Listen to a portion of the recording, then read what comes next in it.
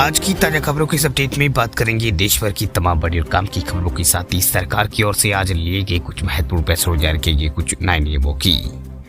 तो बुलेटिन की शुरुआत करते हैं पहली खबर से। तो अब नहीं बिकेंगे चाइनीज इलेक्ट्रिक सामान, दुकानदार ने बेचा तो होगी जेल, 2 लाख रुपए तक का भी लगेगा जुर्माना। भारतीय इलेक्ट्रिक मार्केट में चाइनीज प्रोडक्ट्स की भरमार है। वही तमाम रोक और अभियानों के बावजूद भी बाजार में घटिया इलेक्ट्रिक प्रोडक्ट की बिक्री जो है वो थम नहीं रही है। वही घटिया सामान की वजह से आए दिन जो है घरों में बिजली से जुड़े हादसे होते रहते हैं। इसी पर रोक लगाने के लिए सरकार ने सख्त नियम बनाया है। दरअसल अब कोई भी दुकानदार अगर कोई घटिया सामान बेचता हुआ पाया गया अथवा कोई कंपनी प्रोडक्शन करती है तो उस पर भारी जुर्माने के साथ साथ जेल भेजने की भी कार्रवाई जो है वो की जाएगी।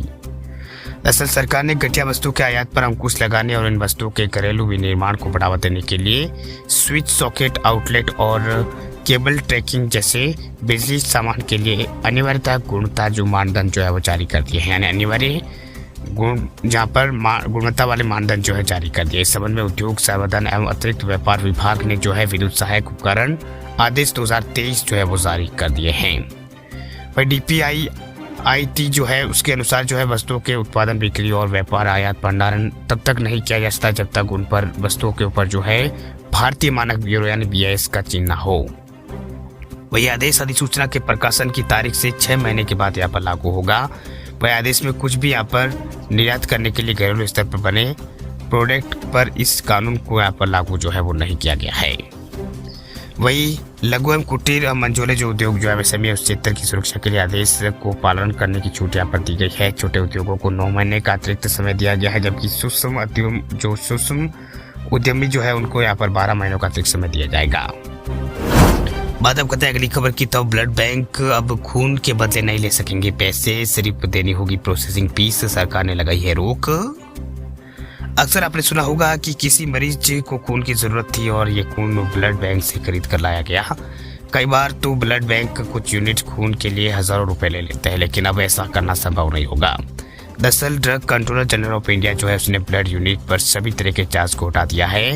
हालांकि ब्लड बैंक सप्लाई और प्रोसेसिंग चार्ज जो है वो ले सकेंगे। वही DGCI ने जो है कल जो है यहाँ पर सभी राज्यों और केंद्र शासित प्रदेशों को, ड्रग कंट्रोलर को, ये सह लाइसेंसिंग अधिकारियों को एक पत्र भेजकर ये जहाँ पर बात कही है।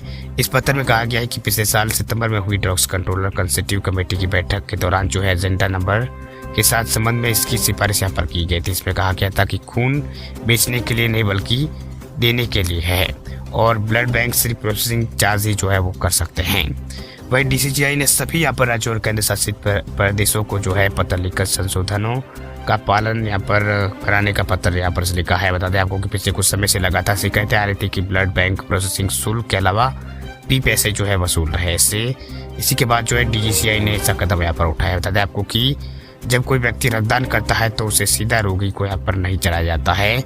दान किए गए रक्त, जिसे संपूर्ण रक्त यहाँ पर कहा जाता है, उसको यहाँ पर ट्रांसफ्यूजल घटकों में अलग अलग करने के लिए यहाँ पर सेंट्रीफ्यूज में संशोधित यहाँ पर किया जाता है, जिसमें लाल कोशिकाएं और यहाँ पर प्लेटलेट्स और प्लाज्मा यहाँ पर शामिल है। इस व्यायाम को यहाँ पर रक्त परिसंचरण कहा जाता है और इस पर लागत जो है वो आती है। चलिए बात करते हैं अगली खबर की। तो साइबर क्राइम पर लगेगी रोक। सरकार ने कंपनियों और टेलीकॉम कंपनियों और बैंकों को दिए हैं निर्देश। लोगों को ठगी की घटनाओं को रोकने के लिए, यानी लोगों के साथ हो रही ठगी को रोकने के लिए सरकार ने यहाँ पर लगाम कसने के लिए बैंकों और टेलीकॉम कंपनियों को नए निर्देश जारी किया है। दरअसल गृह मंत्रालय ने नए निर्देश जारी किए। उसके अनुसार बैंकों और टेलीकॉम कंपनियों के नोडल अधिकारी को साइबर सेल हेडक्वार्टर में नियुक्त यहाँ पर करना होगा। वही सरकार के इस कदम से 2 बड़े फायदे हो गए। पहला बड़ा फायदा तो ये होगा कि साइबर क्राइम में शामिल हुए बैंक अकाउंट को तुरंत जो है वो फ्रीज किया जा सकेगा। वही सरकार के इस बड़े फैसले से दूसरी यहाँ पर जो बड़ा ये फायदा होगा उसकी बात करें तो ये होगा कि मोबाइल नंबर पर एक्शन लेना पहले की तुलना में ज़्यादा आसान हो जाएगा।